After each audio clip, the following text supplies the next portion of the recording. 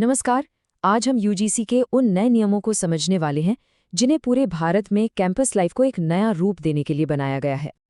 राष्ट्रीय शिक्षा नीति की ये जो सोच है ना, यही इन सारे नए नियमों की जड़ है। तो चलिए इसे और करीब से समझते हैं। तो सबसे पहले ये समझना जरूरी है कि आखिर इन नियमों की जरूरत पड़ी क्यों।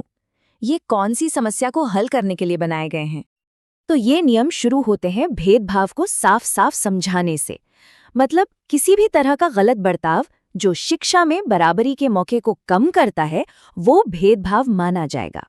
मतलब सीधा सीधा मकसद ये है कि भेदभाव को जड़ से खत्म किया जाए, खासकर अनुसूचित जातियों, अनुसूचित जनजातियों और आर्थिक रूप से कमजोर वर्गों जैसे समूहों के लिए, ताकि सबको बराबरी का मौका मिल सके। देखिए, ये नियम कोई रातों रात नहीं बन गए। इनकी शुरुआत हुई सुप्रीम कोर्ट के एक आदेश से, जिसके पीछे दो ऐसी घटनाएं थीं जिन्होंने पूरे देश को हिलाकर रख दिया था। 2016 में पीएचडी स्कॉलर रोहित वेमुला और 2019 में डॉक्टर पायल तडवी की मौत। और इन दोनों ही मामलों में जो आरोप लगे वो थे जाति आधारित उत्पीड़न के। जाहिर है मामला इतना बड़ा था कि सुप्रीम कोर्ट को इसमें दखल देना पड़ा। और देखिए, ये सिर्फ दो अलग थलग मामले नहीं थे। अगर हम आंकड़ों पे नजर डालें तो तस्वीर और भी साफ हो जाती है। 2016-17 में जहां कैंपस में जातिगत भेदभाव की 173 शिकायतें दर्ज हुईं, वो 2024 तक आते आते सीधे डबल से भी ज्यादा 350 के पार पहुंच गईं। तो ये सिर्फ आंकड़े नहीं हैं, ये एक बहुत बड़ी चेतावनी थी कि कैंपस में कुछ बहुत गलत हो रहा है। और इसी सिस्टेमिक प्रॉब्लम की तरफ इशारा करता है ऑल इंडिया स्टूडेंट एसोसिएशन यानी आइसा का ये बयान। वे कहते हैं, जाति आधारित हिंसा की ये घटनाएं एक जातिवादी व्यवस्था का परिणाम है। मतलब साफ है कि ये दिक्कत कुछ गिने चुने लोगों की नहीं है, बल्कि ये पूरे सिस्टम में उसकी जड़ों में बैठी हुई है।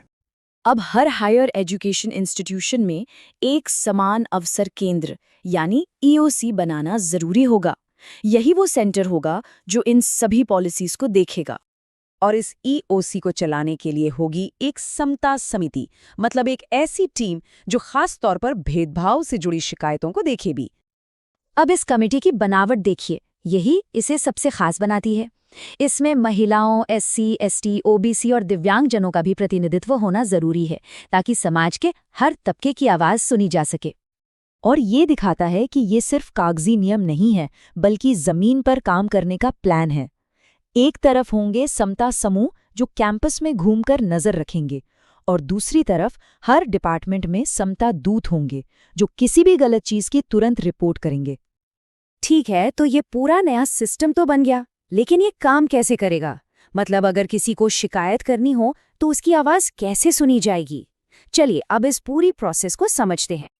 और सबसे खास बात है ये समता हेल्पलाइन, जो 24 घंटे 7 दिन काम करेगी।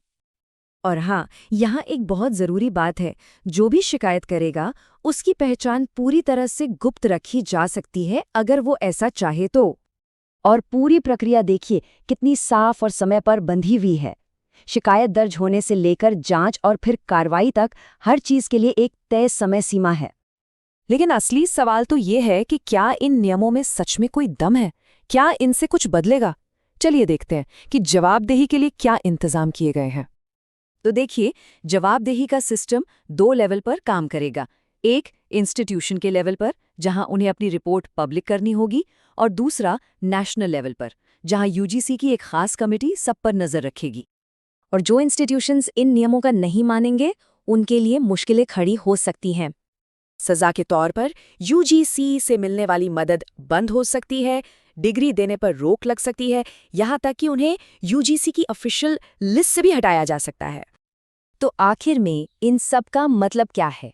ये सब मिलकर कैंपस की जिंदगी पर कैसा असर डालेंगे? तो ये सब मिलकर एक ऐसा 360 डिग्री सिस्टम बनाते हैं जिसका एक ही मकसद है, कैंपस को सबके लिए सुरक्षित बनाना। कैसे? भेदभाव को रोककर, शिकायत का साफ रास्ता देकर और इंस्टीट्यूशंस को जवाबदेह बनाकर। तो समझने वाली बात यह है कि ये सिर्फ कुछ नियम नहीं है, बल्कि एक पूरा रोड मैप है। ये पॉलिसी को एक्शन में बदलने का एक तरीका है, ताकि कॉलेज में पढ़ने और काम करने वाले हर एक इंसान को सुरक्षित महसूस हो। और ये हमें इस अहम सवाल पर लाकर छोड़ता है कि इस नए ब्लूप्रिंट के साथ भारत में आने वाली पीढ़ियों के लिए पढ़ाई लिखाई का रोजमर्रा का अनुभव किस तरह बदलने वाला है।